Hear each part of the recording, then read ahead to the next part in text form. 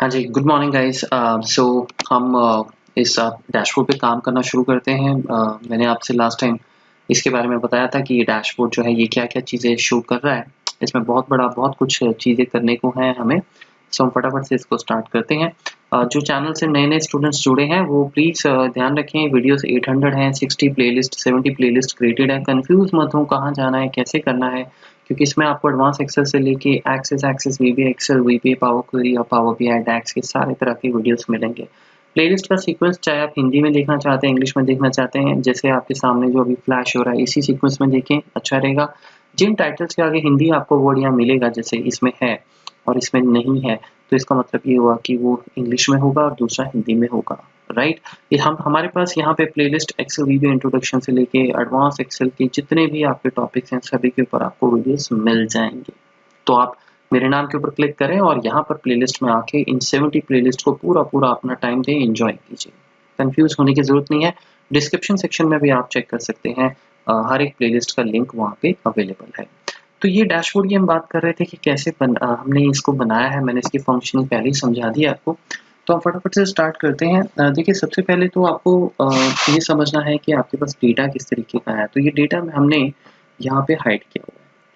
ये डेटा आप किसी और शीट में भी रख सकते हैं, मैंने इसी में यूज़ किया हुआ है, तो मैं आपको फटाफट से समझाता चलता हूँ। और अगर आपको एक्सेल ज़्यादा अच्छा नहीं आता है तब भी आप इस वीडियो को ज़रूर देखें, बिकॉज़ एटलीस्ट आपको इसके बारे में पता लगेगा कि एक्सेल में हम क्या-क्या चीज़ें कर सकते हैं।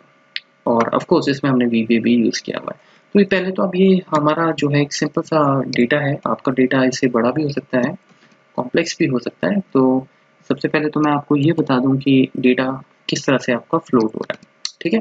तो यहाँ चलते हैं, इसको मैं डिलीट कर देता हूँ। ओके, तो ये देखिए, ये है आपके पास डेटा जिसमें 4 हेडर्स हैं। प्रोजेक्ट का नाम है और स्टेप्स हैं और आपका स्टार्ट डेट है, एंड डेट है। मतलब प्रोजेक्ट जो मिला है आपको, जैसे एसएलए का प्रोजेक्ट मिला है, उसमें क्या-क्या स्टेप्स हैं हमारे, वो स्टेप्स हमने यहाँ पे लिखे हुए हैं। सबसे पहला स्टेप है इनवाइट। इनवाइट किया लोगों को जैन 1 से जैन 5। तो हम यहाँ पे गैंट चार्ट बनाएँगे और उसमें हम बताएँगे कि जैन 1 से जैन 5 तक ये हमारा जो प्रोजेक्ट है ये चलना चाहिए, ठीक है? और उसके बाद इसी एसएलए को अगर आप यहाँ पे देखें, फिर हमारे पास 6 तारीख को मीटिंग शुरू हो जाती है। मीटिंग्स 6 से 8 तक चलेंगी। उसके बाद फंड रेज़िंग की जा रही है जो कि 9 से 13 चलेगी। तो कहने का मतलब ये है कि हमें स्टार्ट डेट मिनिमम और एंड डेट मैक्सिमम स्टेप का पिवट में बनाना है, जिससे हमें ये पता लग जाए कि वो जो हमारा प्रोजेक्ट है या स्टेप जो है वो एक्चुअल में किस डेट से किस डेट तक चल रहा है, ठीक है? तो अभी हम यहाँ पे इसका एक पिवट बनाएँगे और पिवट बना के फिर मैं आपको इसमें बताता हूँ कि हम किस तरह से काम करने वाले हैं, ठीक है? सो पिवट बनाने के लिए इंसर्ट में चलते हैं और अच्छा होगा कि आप इसको टेबल बना लें पहले। मैंने नहीं बनाया क्योंकि मैं सिर्फ़ आपको समझा रहा हूँ। उसका बेनिफिट ये होगा कि टेबल अपने आप अगर कल को बढ़ता है तो पिवट रिफ्रेश होता रहेगा, ठीक है? बट फिलहाल मैं इसको एज़ अ नॉर्मल डेटा लेके चल रहा हूँ। तो ये हमारा इसी शीट में हम इसको रखते हैं जैसे मैंने रखा हुआ है, पर आप कहीं भी रख सकते हैं। सो लेट्स से हम इसको यहाँ पे क्रिएट कर देते हैं और मैं क्लिक ओके कर देता हूँ, ठीक है? 1 सेकंड, डुप्लीकेट डिक्लेरेशन रिमूव करता हूँ मैं इसे और यहाँ पे शो कर देते हैं, लेट्स से, ठीक है? Click okay. सो फाइनली ये आ गया आपका। अब आप इसमें क्या करेंगे, आप अपना स्टेप उठाएँगे, स्टार्ट डेट डालेंगे और एंड डेट डालेंगे। यहाँ पे स्टार्ट डेट जो है आपकी, आप इसको वैल्यू फील्ड में जाएँ बिकॉज़ ये काउंट हमें नहीं चाहिए। ये होगा आपका मिनिमम, ठीक है? तो मिनिमम जैसे आप इसको मिनिमम करेंगे, यहाँ पे आपकी डेट आ जाएगी और उसके बाद हमारा यहाँ से वैल्यू फील्ड सेटिंग से मैक्स उठ जाएगा, ठीक है? क्योंकि एंड डेट हमेशा बड़ी होनी चाहिए। उसके बाद हमारा प्रोजेक्ट नेम जो है ये स्लाइसर में कन्वर्ट हो जाएगा। तो स्लाइसर भी फटाफट से बना लेते हैं, इंसर्ट स्लाइसर। स्लाइसर ये रहा हमारा और प्रोजेक्ट नेम का यहाँ पे नाम दे देते हैं, ठीक है? तो इस तरीके से ये हमने बना लिया, ठीक है? इन स्लाइसर्स का कॉलम आप यहाँ पे 4-5 जो भी है आपको उस हिसाब से कर लें। मेरे पास ये 5 हैं तो मैंने 5 रखा हुआ है, ठीक है? उसके बाद क्योंकि आपने देखा होगा ये ऊपर डैशबोर्ड में टॉप पे है, तो हम इसको यहाँ से थोड़ा-सा हाइट वगैरह इसका बढ़ा सकते हैं ताकि थोड़ा-सा ज़्यादा अट्रैक्टिव लगे, इस तरीके से। तो इसको बाद में ऊपर प्लेस कर देंगे, ठीक है? अभी तो मैं आपको समझाने के लिए इस तरह से बता रहा हूँ, तो ये आपका पहले तो इस तरीके से हो गया सारा काम, ठीक है? दूसरा हम इसकी फॉर्मेटिंग भी कर देते हैं। सो फॉर्मेटिंग करने के लिए चलिए यहाँ पे चलते हैं और वैल्यू फील्ड सेटिंग में, क्योंकि हमें डेट चाहिए तो डेट हम यूज़ करेंगे और डेट इसमें आप जिस हिसाब से आपको जो भी फॉर्मेट पसंद है आप वो फॉर्मेट यूज़ कर लें। जैसे आप ये फॉर्मेट भी यूज़ कर सकते हैं। चलिए ये वाला फॉर्मेट यूज़ कर लेते हैं फिलहाल। तो ये आपका फॉर्मेट हो गया। उसी तरीके से मैक्स में चलते हैं। मैक्स में वैल्यू फील्ड सेटिंग में, नंबर फॉर्मेट में, और यहाँ से हमने डेट फिर उठा लिया और डेट तो ये डेट आ गया। सो अब हमारे पास एक प्रोजेक्ट तैयार हो गया, एक लेआउट तैयार हो गया, जिसमें हमारे पास बेसिकली उस चीज़ से रिलेटेड सारी चीज़ें आपको मिल जाएंगी। क्रॉस चेक कर लेते हैं। जैसे एडहेरेंस है हमारे पास। सो एडहेरेंस हमारा कहाँ पे है? एडहेरेंस हमारा एक स्टेप है, ऑब्वियस सी बात है। एडहेरेंस यहीं पे कहीं पे हमारा होना चाहिए। ये रहा आपका एडहेरेंस फोकस, ठीक है। सो ये देखिए एडहेरेंस फोकस आपका आ गया Jan 4 to Jan 17, right. Adherence हमारा फोकस आ गया Jan 4 to Jan 17, राइट। अब आपको एक चीज़ इसमें नोट करने वाली ये है कि जो आप स्टेप्स लिख रहे हैं ये स्टेप्स रिपीट नहीं होंगे, समझे आप? क्योंकि जो एक काम अगर आपने 3 दिन में अपना एक फर्स्ट स्टेप ले लिया, 3 दिन उसको लग रहे हैं, ठीक है? जैसे कि आप इस तरह से समझें, जैसे आप कुकिंग कर रहे हैं। अब कुकिंग में अगर आपने एक बार लेट्स से आटा गूँध लिया, ठीक है? अब आटा जब आपने एक बार गूँध लिया तो आप उसको दोबारा नहीं गूँधेंगे, जब आप वन टाइम प्रिपरेशन कर रहे हैं। उसके बाद आप क्या करेंगे? उसके बाद आप उसको मेबी स्टार्ट करेंगे उसको राउंड राउंड करना चपातीस बनाने के लिए। फिर आप गैस ऑन करेंगे, फिर आप गैस ऑन करके तवा रखेंगे, फिर उस पे चपाती डालेंगे एंड देन एक टेम्परेचर सर्टेन पे आप उसको पकाएँगे। ये सारे के सारे स्टेप्स आपस में अलग-अलग हैं, समझे आप? ठीक है?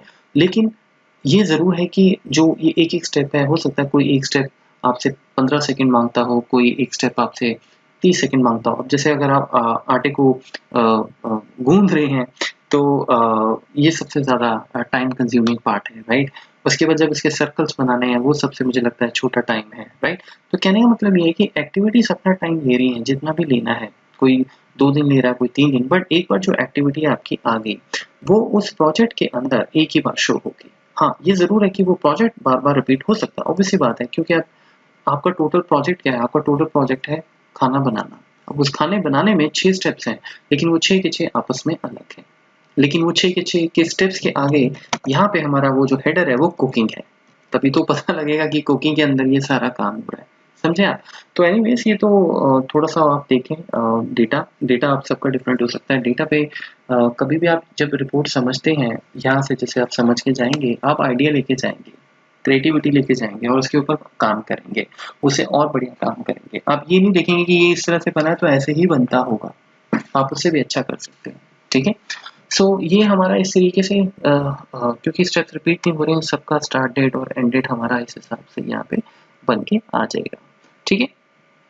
तो अब हमें इसकी ज़रूरत नहीं है, ठीक है? मैं इसको हाइड कर देता हूँ और क्योंकि ये हमारा काम यहाँ पे खत्म हो गया। हाँ, एक चीज़ और, ये स्लाइसर बनाया है, अगर मैं अबेंडन जैसे सिलेक्ट करता हूँ, तो ये देखिए अबेंडन में हमारे पास आ जाएगा सारा प्रोजेक्ट और ये एचटी सिलेक्ट किया तो एचटी की बेसिस पे आ गया, अगर ये केपीआई किया तो केपीआई की बेसिस पे इस तरह से आ जाएगा और ये एसएलए वाला जो हम कर रहे थे, जैसे एसएलए किया तो ये एसएलए के हिसाब से आ जाएगा, ठीक है? तो इससे क्या होगा कि हमारी ऑटोमेशन चल पड़ेगी। तो हमने अपनी रिपोर्ट में जो है वो यही काम किया हुआ है। तो सबसे पहले आपको ये काम तो समझ आ गया, ये तो बहुत सिंपल था, देखने में उतना ही पावरफुल लग रहा है लेकिन, राइट? लेकिन है उतना ही सिंपल, ये वाला, ठीक है? सो मैं फिलहाल के लिए यहाँ से अपना जो टेबल है ये सारा यहाँ से यहाँ हाइड कर देता हूँ, ठीक है? हाइड करते हैं इसको, क्योंकि इसी शीट में मैंने रखा हुआ है। तो ये यही हो रहा है, देखिए एचटी क्या है, ये देखिए नीचे देखिए डेटा उसी के हिसाब से उतना ही आ रहा है, फालतू का डेटा नहीं आ रहा है, ठीक है? तो फालतू का डेटा क्यों नहीं आ रहा है? वो बिकॉज़ हमने ये सारा पिवट बनाया हुआ है, ठीक है? इसको अच्छा इफेक्ट देने के लिए हमने क्या किया हुआ है कि ये जो आपके सबसे पहले हम इसको हाइड कर लेते हैं। मैं यहाँ पे इसको हाइड कर देता हूँ फॉर एग्जांपल इस तरीके से यहाँ पे हाइड कर लेता हूँ, ठीक है? देखिए हमने क्या किया हुआ है कि ये जो पिवट है इसको एक ऊपर डिज़ाइन दे दिया है। अपने डिज़ाइन के हिसाब से कलर चूज़ कर लें आप कोई, जैसे मैं कहता हूँ मैं ये वाला कलर दूँगा या फिर नीचे कोई ब्राइट कलर आप चूज़ कर लें इस हिसाब से, ठीक है? वो हो गया। इसको फिलहाल के लिए भूल जाते हैं, इसको फिर फिलहाल के लिए इधर-उधर कहीं रख देते हैं क्योंकि अभी इसकी ज़रूरत हमें नहीं पड़ेगी, ठीक है? सो मैं इसको श्रिंक करता हूँ और यहाँ पे रखता हूँ। जो आपको मेन काम है, जो करने वाला काम है, क्योंकि ये टैब्स पे तो ये पिवट अपने आप कंट्रोल होता ही रहेगा, ये आप देख ही रहे हैं, राइट? आपको ये करना है कि ये प्रोजेक्ट डेट्स के अकॉर्डिंग पिक करवाने हैं। तो डेट्स के अकॉर्डिंग पिक करवाने के लिए क्या है कि 3 सेल्स 4 सेल्स का एक कॉम्बिनेशन बना लें, इनको मर्ज कर लें। जैसे मैं यहाँ पे इनको मर्ज कर लेता हूँ, ठीक है? मर्ज क्यों? क्योंकि मुझे डेट शो करना है। मर्ज एंड सेंटर किया, अब इसमें आपने डेट उठाई। अब जैसे हमारे पास इस पूरे डेटा में कोई भी डेट होगी, सबसे छोटी वाली डेट हम उठाएंगे, तो हम वो सबसे छोटी वाली डेट यहाँ से उठा लेंगे इस टेबल से, ठीक है? इस तरीके से उठा लिया आपने। इस डेट की फॉर्मेटिंग करेंगे, फॉर्मेटिंग स्मार्ट वे से करेंगे। ईयर हमें पता ही है कौन सा होगा, तो एक ही साल का लेट्स से अगर हम ये बना रहे हैं तो आप इसमें फटाफट से MMM और DD शो कर सकते हैं। इसका फ़ायदा ये होगा कि जब हम इसकी विड्थ घटाएंगे, बिकॉज गैंट चार्ट जब हम बनाते हैं, प्रोग्रेस शो करते हैं, तो अच्छा होता है कि जब हम उसको उसकी कॉलम विड्थ शॉर्ट रखते हैं। ठीक है, तो सबसे पहले तो आपको ये करना है। उसके बाद यहाँ पे जाके हम ये सारी की सारी जो है लिस्ट जो है वो फॉर्मेट सेल्स कर देंगे, ताकि सारे के सारे एक ही बारी में आपके मैं इसको सीधा कंट्रोल भी कर देता हूँ इस तरीके से, ठीक है। सो आप इस तरीके से कंट्रोल भी कर दें, आपके पास ये रैप होके आ जाएगा। अब आपको इसमें +1 करना है, +1 कर लेंगे क्योंकि हमारे पास डेट्स आ जाएंगे इस हिसाब से, और मैं इस फॉर्मूले को ड्रैग कर दूंगा। आपको 30 डेज, 60 डेज, 90 डेज जो भी बनाना आप इसको उतना रख सकते हैं, ठीक है। क्योंकि स्क्रॉल ऑप्शन हम इसमें क्रिएट करेंगे। अब जब आपने ये कर लिया तो हमें इसकी विड्थ जो है वो घटानी है। इसका कोई खास ऐसा रूल नहीं है, बट ये क्या है, ये थोड़ा सा अट्रैक्टिव लगता है, ठीक है। तो इस वजह से हम इस तरीके से चलते हैं। तो मैं फिलहाल के लिए इसको थोड़ा सा और आगे ले जाता हूँ, और इसको हम जैन 15 और थोड़ा सा इसका ये हटाते हैं, इसको 17 तक फॉर एग्जांपल, या चलिए यहाँ तक रख लेते हैं, ठीक है। अब आप क्या करेंगे कि इस सेल को मिडिल में ले जाएंगे, फॉर्मेट सेल पे हम इसको घुमा देंगे अलाइनमेंट इसकी, बिकॉज हम इसकी विड्थ कम करने जा रहे हैं, ठीक है। सो अलाइनमेंट में हम इसको वर्टिकल अलाइन कर देते हैं। इस ऑप्शन का पूरा फायदा उठाएंगे, इस तरीके से उठा लिया आपने, ठीक है। उसके बाद जो भी आपकी लिस्ट है फॉर्मेट सेल्स कर देते हैं, और फाइनली हम इसको अब यहाँ से यहाँ जाके इसकी विड्थ कम कर देंगे जितनी आप कर सकें, ठीक है। उतना ज़्यादा अच्छा लगेगा, स्पेस भी कम लेगा, ठीक है। तो फिलहाल के लिए मैंने इसको इतना ही रखा है, ठीक है। आप अपने हिसाब से कर लें, और यहाँ पे व्यू में आके पहले तो ग्रिड लाइन्स को हटा लेते हैं, ठीक है। तो ये बन गया आपका, और उसके बाद ऑब्वियसली बात है आपको इसकी कलरिंग वगैरह करनी है, कलरिंग वगैरह आप कर लीजिएगा। फिलहाल के लिए मैं इसको बोल्ड कर देता हूँ, ठीक है। और हाँ, मैं इसमें एक ग्रिड लाइन क्रिएट कर देता हूँ इस तरीके से। कलरिंग अपने हिसाब से आप देख लें, जो भी आपको बेस्ट लगती हो। ऊपर थोड़ा सा जगह दे देंगे ताकि यहाँ पे हम अपना बाकी चीज़ें यूज़ कर सकें, ठीक है। तो ये आपका इस तरीके से हमारा काम शुरू हो जाएगा। अब जो बात रही थी कि प्रोग्रेस रिपोर्ट कैसे बनानी है, ये जो आपकी आ रही है बटन्स वगैरह की, राइट। ये जो ये ग्रीन दिखा रहा है और ये जो ब्लू दिखा रहा है, देखिए इसके लिए हमें क्या करना है कि सबसे पहले तो आपको ये करना है कि मैं यहाँ पे 2 कॉलम पहले क्रिएट कर लेता हूँ, मुझे तो पता है किस तरह से प्लान करना है। एक हम यहाँ पे नंबर ऑफ डेज का टारगेट दिखाएंगे, डेज, ठीक है।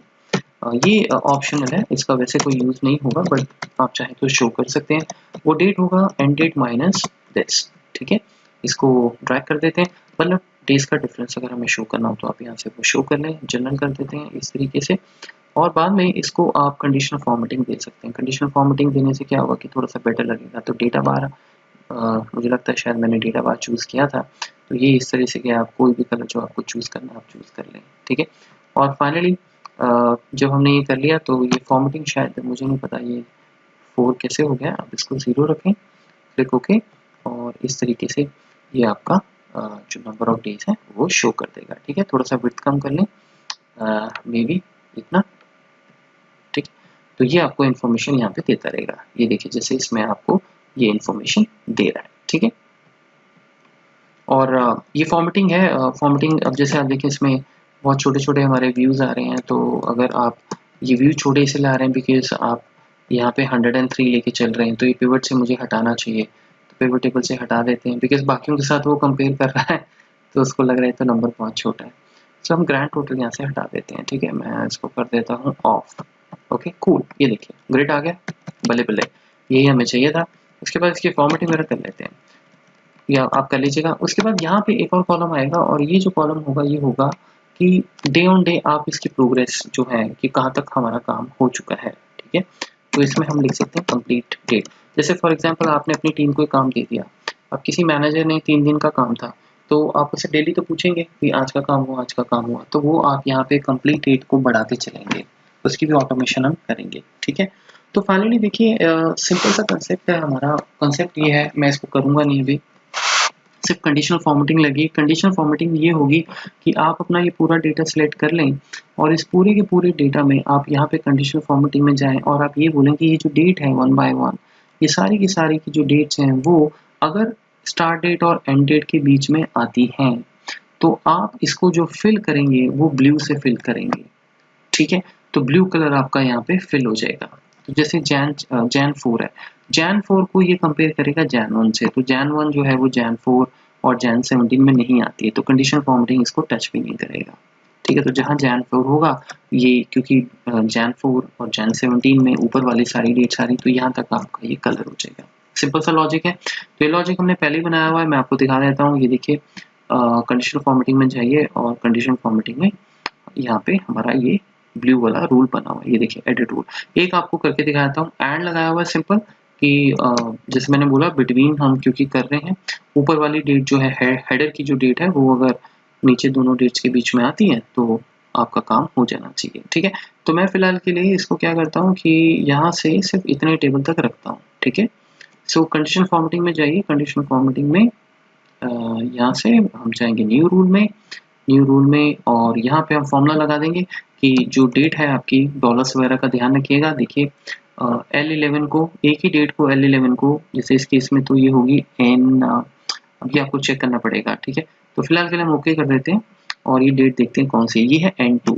ठीक है, तो N2 है और ये है हमारे पास J6 और K6, तो ये 6 है और ये है हमारा N2। ओके, सो हम एक बार दोबारा से चलते हैं यहाँ पे कंडीशन फॉर्मेटिंग में, मैनेज रूल्स में, और यहाँ पे चलते हैं और यहाँ पे इसको आप, जो मैंने L11 किया हुआ है, इसको बेसिकली हम N2 कर देंगे। ठीक है, तो ये N2 हो गया और यहाँ पे N2, तो हम ये बोल रहे हैं जो N2 है क्या वो आपके स्टार्ट डेट और एंड डेट से बड़ा या छोटा है। ठीक है, तो ये लॉजिक तो कोई भी लगा सकता है, बेसिक एक्सेल आपको आता है, आप लगा सकते हैं।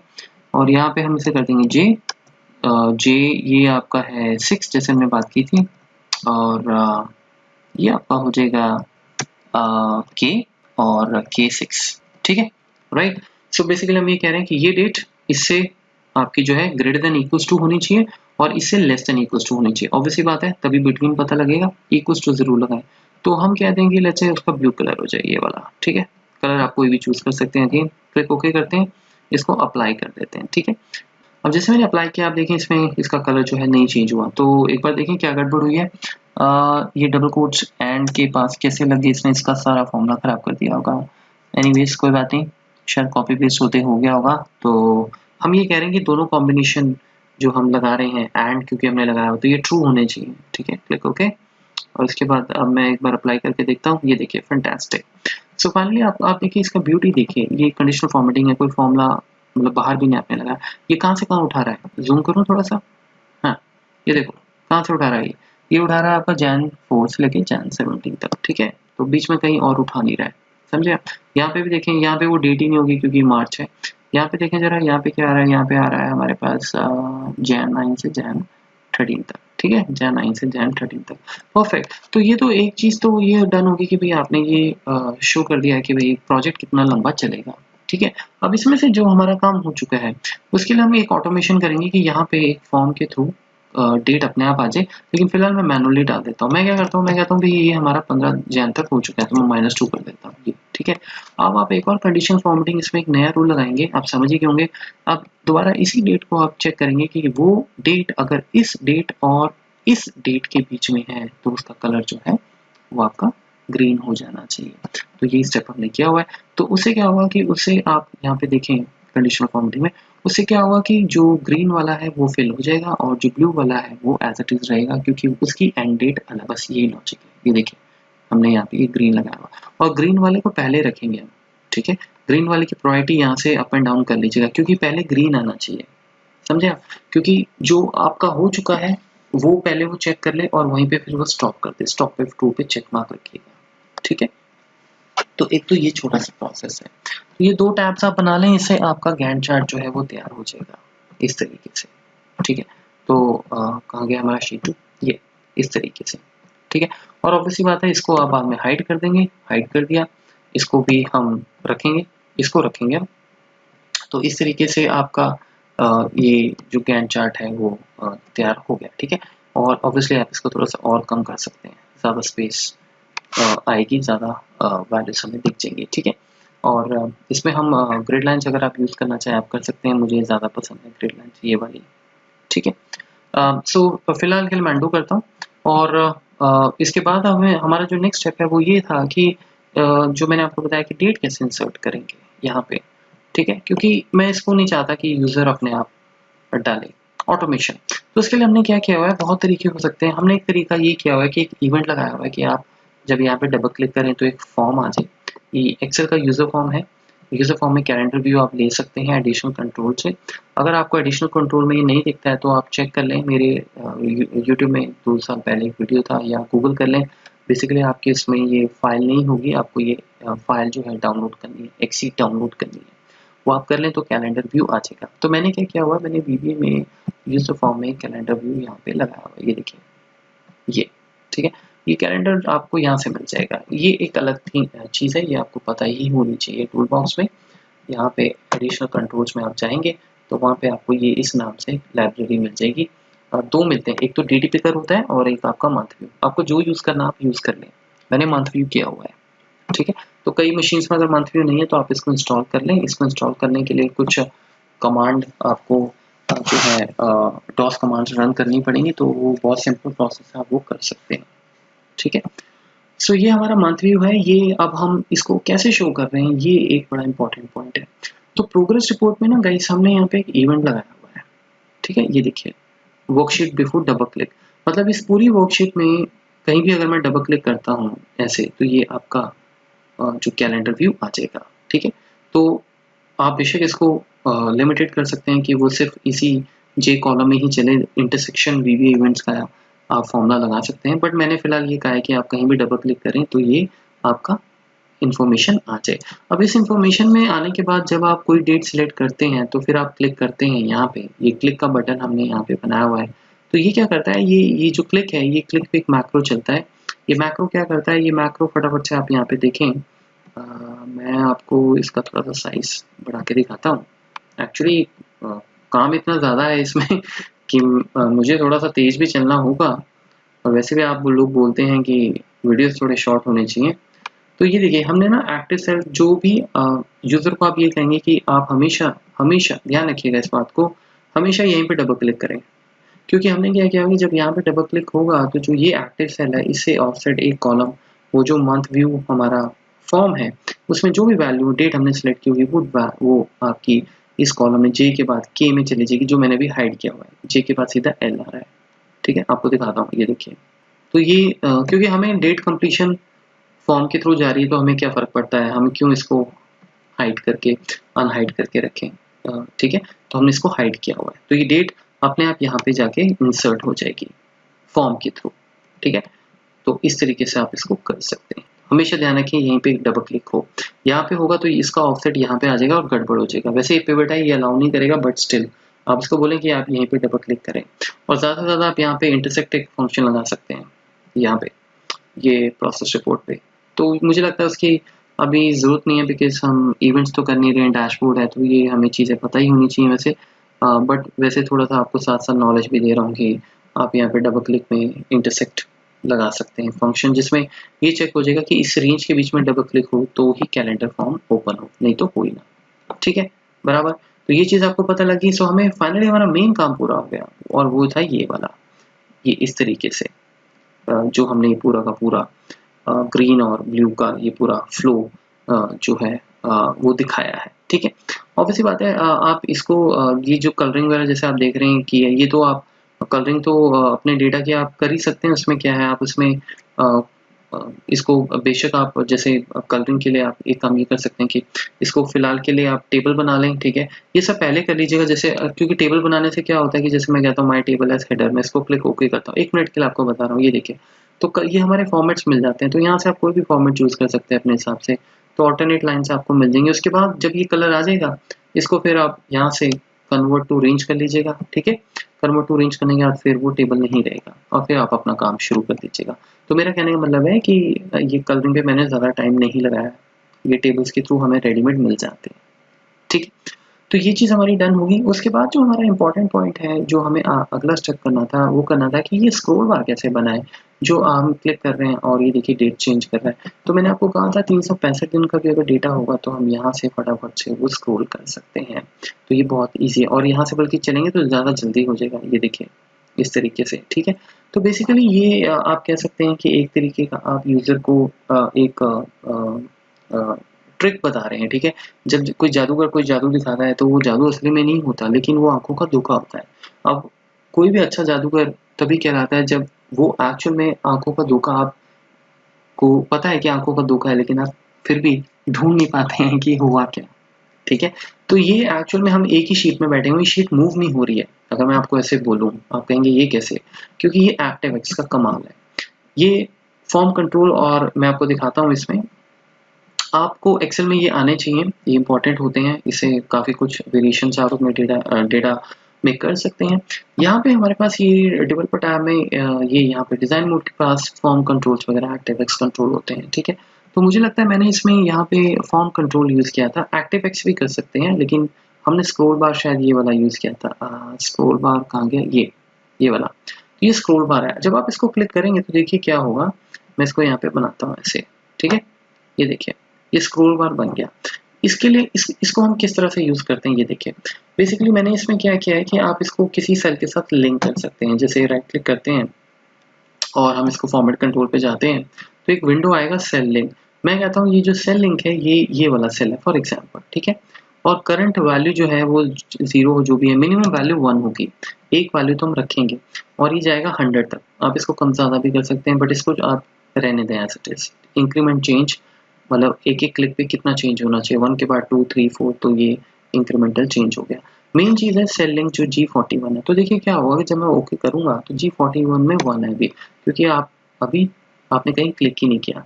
जब आप एक क्लिक करेंगे तो ये देखिए G आपका 1, 2 हो गया, फिर 3, 4 हो गया, 5 हो गया, ठीक है। तो कहने का मतलब ये है कि ये ना अपने आप आपके 100 तक जाएँगे। तो आपको कुछ ऐसा करना है कि यहाँ से ये ऐसे-ऐसे बढ़ें और ये नंबर तो बढ़ ही रहा है। तो इस नंबर का यहाँ पे आप किसी तरीके से बेनिफिट उठा लें। तो बेनिफिट क्या है, वो बहुत सिंपल सी बात है। आपने क्या करना है कि अगर ये जैन 1 है, फॉर एग्ज़ाम्पल मैं इसको फ़िलहाल के लिए पेस्ट वैल्यू करता हूँ, ठीक है? अब आप खुद सोचें, अगर मैं यहाँ पे आपको ये कह दूँ कि ये जैन 1 जो है ये आपका लेट्स से अप्रैल हो जाएगा। मैं इसको 4 कर देता हूँ अप्रैल, एंटर मारता हूँ, ठीक है? क्या हुआ? ये अप्रैल 1 हो गया, आगे +1 थे, तो ये सारी डेट्स अपने आप चेंज होंगी, ठीक है? अप्रैल 1, अप्रैल 2, ठीक है? वो तो सही है, वो तो आप कहेंगे इसमें क्या बड़ी बात है। लेकिन आपने देखा नीचे फॉर्मेटिंग उड़ गई। फॉर्मेटिंग क्यों उड़ी? क्योंकि आपकी कंडीशनल फॉर्मेटिंग जो है वो जैन 4 और जैन 17 को यहाँ से आप कंपेयर कर रही होगी। वो उसे मिलेगा ही नहीं, उसके बिटवीन तो वो फॉर्मेटिंग उड़ जाएगी। यानी कि हुआ कुछ नहीं है, हुआ ये सिर्फ ये है कि ये डेट चेंज हो रही है, स्क्रीन आगे नहीं जा रही है। ये चेंज हो रहा है तो नीचे का इफेक्ट चेंज हो रहा है, और ये चीज़ मुझे सबसे बेस्ट लगती है एक्सेल में, फॉर्म कंट्रोल और एक्टिविटीज कंट्रोल। लेकिन अब आपका इसके साथ तालमेल कैसे बैठाना है वो हम एक्चुअली बात कर रहे थे, ठीक है। तो उसके लिए हमने क्या किया, और इसके लिए बहुत सिंपल सी बात है। आपको ये तो पता ही होगा आपका प्रोजेक्ट कहाँ से स्टार्ट होगा, फर्स्ट डेट कौन सी होगी, राइट। जैसे अगर अब मैं अगस्त में बैठ के रिपोर्ट बना रहा हूँ तो मैं अगस्त से ट्रैक करूंगा या सितंबर से करूंगा, जून जुलाई से तो करूंगा नहीं, क्योंकि वो तो डेट ही नहीं है। तो हमने यहाँ पे क्या किया, देखिए मैंने यहाँ पे फॉर्मूला लगा दिया डेट का। 2020 फिक्स रखा है और जो उसका मंथ है वो 1 रखा है, क्योंकि मैं जैन से चाहता हूँ, आपको जो मंथ रखना रखें, लेकिन ये इंपॉर्टेंट है। डे ऑफ F17, F17 यहाँ पे कहीं पे छुपा के रखा हुआ है, जिसमें जब स्क्रॉल बार पे क्लिक हो रहा है तो वो वहां से डेट उठा रहा है, ठीक है। तो इससे क्या होगा कि डे चेंज होता रहेगा, डे चेंज होगा, ईयर मंथ आपका उस हिसाब से आगे +1 यहाँ पे जो हमने किया है वो होता रहेगा। सारा काम आपका सिर्फ इसका ही है, ये वाला यहाँ पे। तो मैं अगर यहाँ पे इसको फटाफट से बैक स्पेस करता हूँ और मैं कहता हूँ इक्वल्स टू दिस था, और यहाँ पे अब इसको हम कर देंगे लेट्स से G1, ठीक है, एंटर मारा। ये देखिए जैन 1 हो गया। अब जैसे ही मैं इसको आगे क्लिक करूंगा, ये देखिए ये जैन 2 हो गया। आपको लगा ओ शायद नीचे स्क्रीन मूव हो रही है, लेकिन स्क्रीन मूव नहीं हो रही है। अगर ये डेट चेंज होगी तो यहाँ पे कंपैरिजन सेल का कलर का इन डेट्स के साथ ऑब्वियसली रिजल्ट डिफरेंट देगा। तो इस तरीके से आपकी एक ही स्क्रीन में सारा कुछ मूव होना शुरू हो गया। आई होप आपको ये भी समझ आ गया होगा ट्रिक, राइट। उसके बाद जो हमारा नेक्स्ट स्टेप था हमारा कि भी हमें आगे इसके ग्राफ कैसे बनाना है और ईमेल्स कैसे बनाने हैं। ग्राफ और ईमेल के लिए हम एक काम ये करेंगे कि हम इसको एक और पार्ट में रखते हैं, बिकॉज एक साथ सारी चीज़ें करते हुए आप भी बोर हो जाएंगे। आप इतने पे प्रैक्टिस कीजिए, कमेंट सेक्शन में लिखिएगा कि भाई आपने कितना कुछ इसमें आपकी सक्सेस रेट क्या है, और कोई डाउट, कोई क्वेश्चन हो तो आप ज़रूर लिख सकते हैं कमेंट सेक्शन में। मैं क्या करूँगा, मैं इसके बारे में कल बात करूँगा कि हमने ये जो ग्राफ वगैरह हैं, ये ग्राफ कैसे बनाए हुए हैं और ये हाइड कैसे हो रहा है, राइट? ये एक्सट्रीम वीबी है, वीबी ऑटोमेशन है, इसके बारे में आपको फटाफट से मैं ज़रूर बताऊँगा कि किस तरीके से किया है और ये इसमें क्या-क्या चैलेंजेस आपको आ सकते हैं। अच्छे-अच्छे प्रोग्रामर्स को उसको कैसे सॉर्ट आउट किया है। तो फिलहाल आप इसी पे काम करें और slow and study always wins the race. वैसे आजकल कहा जाता है कि fast and study wins the race, but जब बात एक्सेल के डैशबोर्ड्स की आती है तो बेटर है कि आप स्लो चलें, ठीक है? आराम से चलें, अच्छा चलें, बेशक टाइम लग जाए लेकिन उससे कोई फ़र्क नहीं पड़ता। जैसे मैं हमेशा कहता हूँ कि आप टाइम ले लें, बट एक बात है, जब वो चीज़ आपको आ जाएगी तो दोबारा आप मुड़ के नहीं देखेंगे, राइट गाइस? तो ठीक है, मिलते हैं फिर बहुत जल्दी अगले इस पार्ट में और तब तक आप इस पे प्रैक्टिस करें। Thank you. Bye-bye.